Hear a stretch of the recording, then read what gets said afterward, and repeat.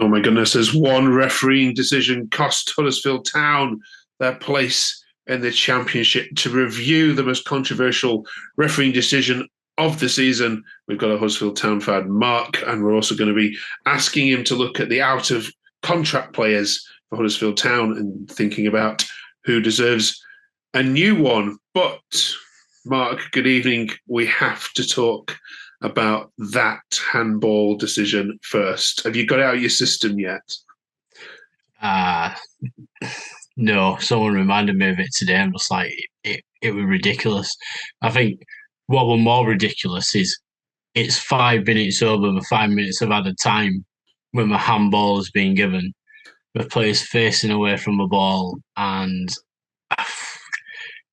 unfortunately, with this particular referee, we've had a very similar incident a couple of weeks ago when we did our own game, and it, yeah, not fit for purpose, unfortunately, and giving that kind of call at that time of game, and even now, you're just like, can you actually say where you got the time from before the handball's even been given, and no official clarifications been given yet? So we did ask our Bristol City fans about their views on it, and their views were very much this: one, it wasn't a penalty, and never should have been.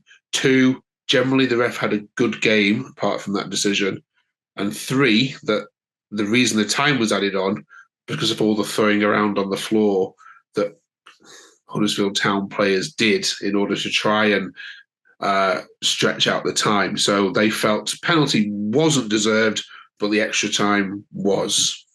Yeah, but you could argue the same thing as the Bristol City keeper beforehand, were slowing ball down at the play and stuff. You know, people slow the game down. It does me head in because there's no need for it. You know, just play the game as it is. If you're going to be that petty, you could be added on another maybe 30 minutes a game, every single game. You know, every time you see a player roll around on the floor or doing something. Game management, you could say that, but make it clear. Just say, look, come out, FA now, come out and say, we did that because X Town players kept rolling around on the floor and we kept adding the time on. But make sure people know that. And if that's the reasoning, then fine, fair enough. But communicate it. You know, you've got to speak to the manager after the game or speak to all the Turton who are in tears. And, you know, it's his first game in a year and he's crying in the change room because he's giving away a penalty which might get Town relegated. Mm. You know, this is for these lot now, life and careers and contracts. And but this isn't one. You can't argue about one game. You know, we've dropped 27 points from winning positions this season, and it always comes down to nitty gritty, doing it where you see the finer details. But actually, Bristol City, we had a glorious shout against Bristol City at home this season, and it just got waved away. We had one against Sunderland, what got waved away. We've had about 3 penalty shouts. It's very similar to what Preston had, which wasn't a penalty in my view either. And we've had all of them not given against us this season. In some way, they say it evens out, but we've not had a penalty at home for about 3 seasons. And very, very similar kind of penalty shouts, and they're not being given. So my argument is consistency, and if you're going to do it, then do it and give us a proper reason, not just because I've added it on because I like it. Yeah, if you have a look at the in the description below, there's a fantastic Twitter thread which someone has done. I'm going to credit Tom, who's looked into Huddersfield's penalty statistics. So go and have a read of. Oh yeah, I read it the other day. Yeah, fantastic. We were 12 out of 12 consistent that's teams right. In the last 4 years. Okay. Yeah. And it's baffling is that Leicester have had about 15 penalties this season.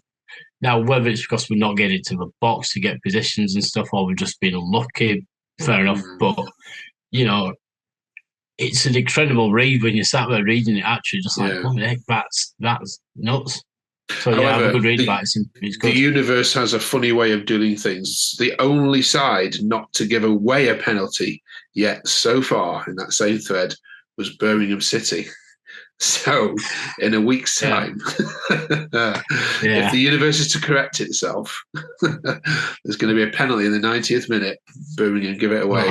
for Huddersfield. So no, we're saying stuff like that. The town fans are already on edge. I gave up a few weeks ago about being in Championship, so I'm thinking for it, and we're looking at away games next season. Like Stockport, obviously, it's a great little ground. There's that Wrexham and all that kind of stuff, but everyone's still got a hell of a lot. I've never seen a Championship season so bonkers, and it's absolutely fantastic. And you're not gone yet, because Swansea this weekend, okay, who struggled to beat Rotherham, they aren't playing well. The Swansea fans said that on the channel this week. They seem to just be on the little beach a little bit. So you have a chance. There's 3 points for Swansea. Then next week, the big one. It's got one all written all over it. It's 2 or die against Birmingham City. Okay, and then of course Ipswich on the final day of the season. So you don't really want to be going to Portman Road to get anything. But it's looking like that's the game that's going to decide it, isn't it? It's not all going to be done and dusted next week unless you've lost to Swansea and Birmingham, and then I think it mathematically probably will be all done and dusted. So yes, it's an obvious statement, but Swansea is a must-win, isn't it? Yeah, obviously. I mean, for me, I've always looked at kind of like you've got 2 home games in a row now. You're not travelling anywhere. You're not doing much in between. You've got a chance of getting 6 points here against 2 teams who have been probably, by their own standards, poor on a reflection of the season. Swansea don't like to travel well. I've been looking at the results. They're kind of up and down the last couple of weeks. I think we're kind of on the beach because that's just where they are, and that's a must-win game, because when you look at the Birmingham game, they've got Rotherham, and no disrespect to Rotherham, you would expect to win that, but yeah, it's a must-win, and I think the Town are doing a Quidditch ticket and that lot, and we're just trying to get stadium full, which I think's a good thing, because if inevitable happens and you do go down, you need to be thinking about getting people into the stadium, because suddenly you're not a Championship team, you're a League One team, and you need people in. So good incentives like that will help. Swansea, I don't think will bring a lot of fans, so you could really get the stadium going, and I mean, on to the big one next week against Birmingham. I mean, Rotherham pulled out a massive win a few weeks ago against Millwall, which no one expected, ruined everyone's coupons. They've got it in them to win at home, and they were beginning of the season, they were good at home. They weren't losing many games.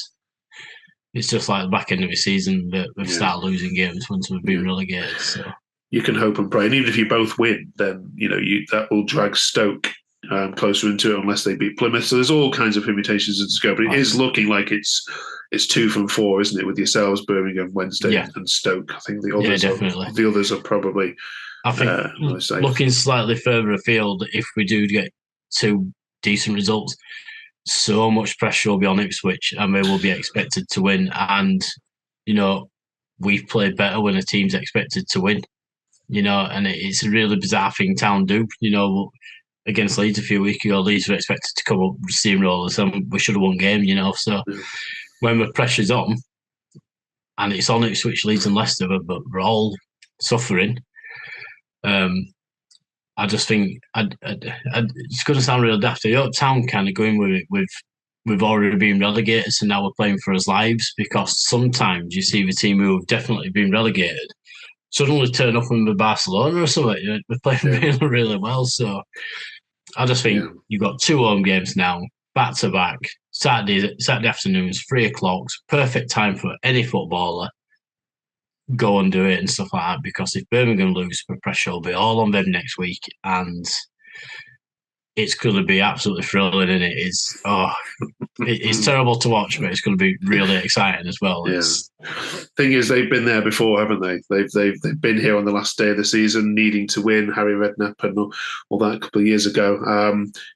How many of your players do you think have got the mentality to stand? Because one thing about Huddersfield, whilst you've been impressive in parts, your ability to hang on to a lead, as you've already alluded to, has been appalling. 27 points lost, which is the highest of any of the leagues. So even if you do go 1-0 up, have you seen enough, do you think, that these players have the mental resolve to hang on?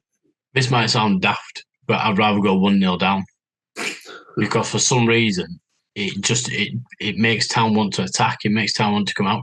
Against Watford a few weeks ago, we went 1-0 down and we won the game 2-1 because we actually started playing with football we know we can play. If Jonathan Ogg's back, it'll be massive in midfield. And I kind of hope he's there just to steady it up because we've seen Matos, Kasumu and Radoni kind of there's no steel there in midfield. We're fast and we're good, but there's no one there just to kick someone. Okay. And that's what Jonathan Ogg's done. And in a game like Birmingham and Swansea, you need somebody who's just going to put the body on the line, and I know he would do that. But mentality-wise, it's...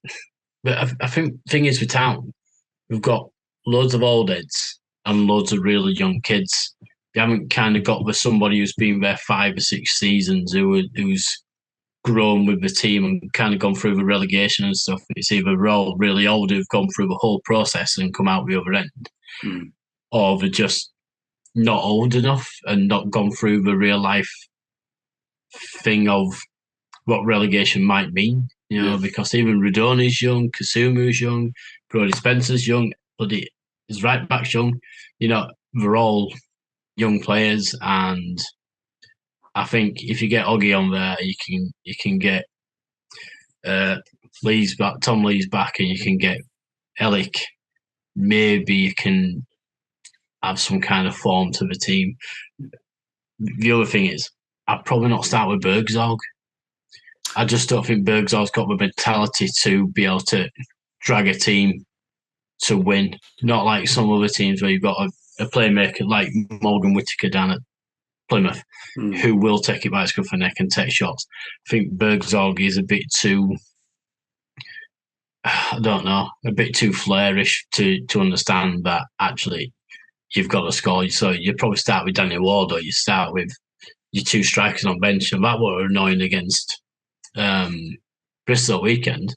That he waited so long, he didn't make any substitutes, and then made them in final stage, but brought on kind of wrong players, and then ultimately, I think the penalty was rash. It shouldn't have been a penalty, but until you play at final whistle, you're gonna have to realise that stuff like that happens, and okay, it's another one what's bit us on the bum, unfortunately. Like I say, we've seen very similar decisions at home which haven't been given, so I thought it was very, very harsh. I must admit, when I saw it given, I like, what? Why is it being given? And then we made it. I think, sorry, I kind of just going on, but if we'd have had a point down at Bristol City at the start of the game and we said we're going to get a point, it'd have been fine. Yeah, Bristol City, place where we're notoriously rubbish and that lot, we'll get a point, fine. It's an away point, that's all good. It's the manner in how the point's being gained, which really, really like crushed most Town fans, because it's like everyone's like, oh, it's a conspiracy theorist and it's this and it's that, and it's like actually it was like a proper kick in the teeth. Like, oh my god, but 3 games left, it's still 9 points to play for.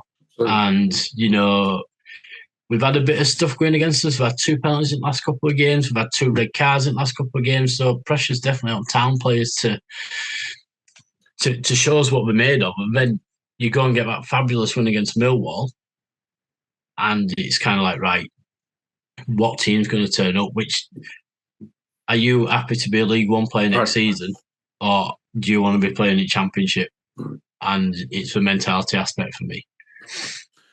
I predict that both Huddersfield and Birmingham will win this weekend, and that means next week on this channel we're discussing Huddersfield versus Birmingham. Loser goes down. I think that's exactly is what it's going to come down to, isn't it? And then, of course, Sheffield Wednesday play Blackburn on the Sunday. That is a tough game. That is a tough game for them. And then, of course, they've got some real difficult fixtures. So I like your fixtures the best of all the 3 that are in that relegation zone. So let's give you some hope. Let's give you some hope. The Swansea City fans said they are not playing well. So I'm not sure how old your Birmingham City fan is on here, but I can remember a time when Town had to beat Birmingham City, and Birmingham City won a particular score and everyone else won their games by a particular score and Town went down on goal difference. So I'm old enough to remember that happening, and it'd be nice to have a bit of revenge on them. But, right, let's have a look at these players out of contract then, because while the season's coming to the end, we need to have a chat about who does get signed up and who doesn't, and what your view on all these are. So the loan players first of all. Then talk to us about Tom Edwards and Alex Matos. So Matos came from Chelsea, young lad, started off really well, made his debut against Man City. And done all right, but for some reason when Brian Wright came, he kind of fell out of favour for a couple of games, and I think it was a bit of a mistake because Brian Wright was trying to shore up defences or something, but he was all right. I think he'll go back to Chelsea and end up going on loan to probably a better team than us. Yeah. Who else? Tom Edwards. Tom Edwards. He's come from Stoke, and I think he just got a bad rap from the Town fans for that Leeds game, and I just think it never went away. And sometimes he's coming on and he's a bit laboured and it's a bit lacklustre and stuff, but I don't know. He's on loan at Stoke, and I suppose if inevitable happened to Stoke and that, he could end up going down with them. So he could get relegated with us and Stoke could go down. Not that we will, I don't think, but I think he'll go. I don't think he's going to fit the mould in what the owners are looking at trying to do in that lot. He's very much focused on getting young, decent League One / Championship players coming in, and I just don't think he's going to fit that mould, to be honest. All right. Bergzorg then. So kind of splits opinion, doesn't he? First of all, was in his rights to have a go back at the travelling fans in the midweek game? Do you know, I've always had a theory of if you've got a player going to a stand and stuff like that, and you see it happen at another team, you're like, oh, thank God it's not my player, because it just opens so many things, doesn't it? Come up, clap, stay 10 yards away, just say, yeah, fair enough. But as soon as you start engaging in chat and rhetoric with other people and stuff, you just start getting the wrong side of what everybody's opinion is. We've got an option to buy him, but I don't think if we get relegated, he'll come. I think if we stay up, we'll buy him. But should we buy him? Should Nagel fork out? Because there'll be pockets of fans watching this. Or go, well, no chance. My thing is, your thing on there says left wing, and it's like we've been trying to play him as a central striker, and I just don't think he plays that role. He's not a striker. He's not a Danny Ward or even Reece Healy or anyone like that. He don't do that, and I think because he's trying to be tricky and stuff as a striker, it's not effective. So if you played him as a left winger, I think he'd be more effective if you built a team kind of around the strikers around him. But all right, what about it depends on what league you're in. Okay, briefly then, what about the three players out of contract? Who deserves a new one? Diarra, Hug, and Nakayama. Nakayama is injury prone now. He's had 2 massive injuries at Town. He's also a Japanese left back international, and he's been the captain recently in a few World Cup warm-up games and stuff. So I can imagine somebody coming in and making an option for him. Maybe not in England, but like maybe Germany or Holland or somewhere like that.